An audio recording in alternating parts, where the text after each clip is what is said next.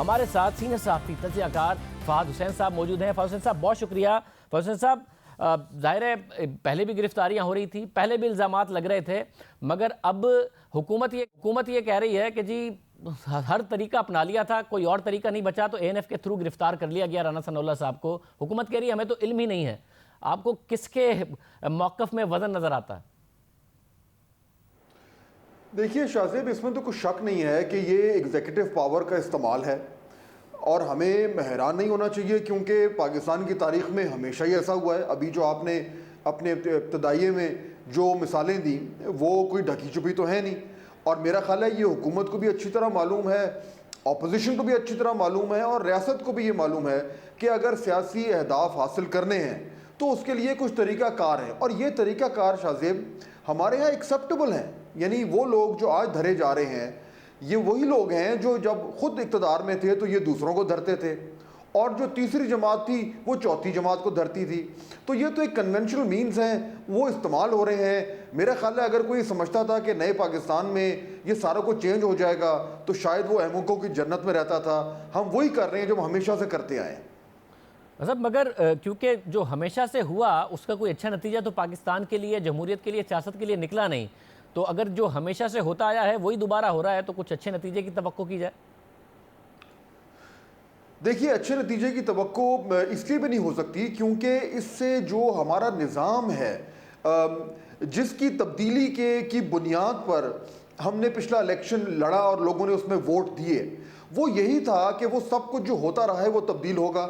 اور اس میں ایک نئی گورنمنٹ آئے گی، اس کے اوپر ایک ایسا شخص ہوگا جو بالکل ایک نان ٹریڈیشنل پولیٹیشین ہے، وہ اس کے پاس جو ایگزیکٹو کی پاور ہوگی اس کو لوگوں کی اور عوام کی فلاح کے لیے استعمال کرے گا، اور یہ انشور کرے گا کہ قانون سب کے لیے برابر ہے،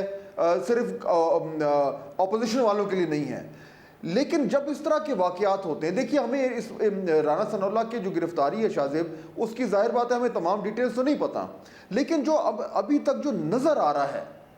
اس سے تو یہی لگ رہا ہے کہ سوالات زیادہ ہیں اور جوابات کم ہیں۔ تو نئے پاکستان میں پرانے ہتھ کنڈے استعمال کرنے سے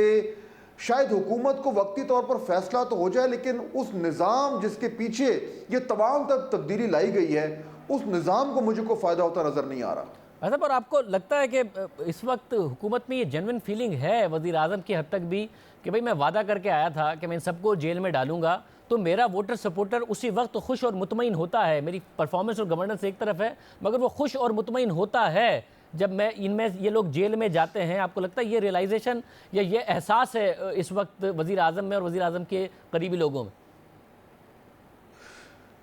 دیکھیے میں امید کروں گا کہ ایسا نہیں ہے، اور اس لیے نہیں کیونکہ وزیر اعظم صاحب نے جو اپوزیشن میں ہوتے ہوئے جو وعدے کیے تھے وہ پورا ان کو نہیں کرنا چاہیے،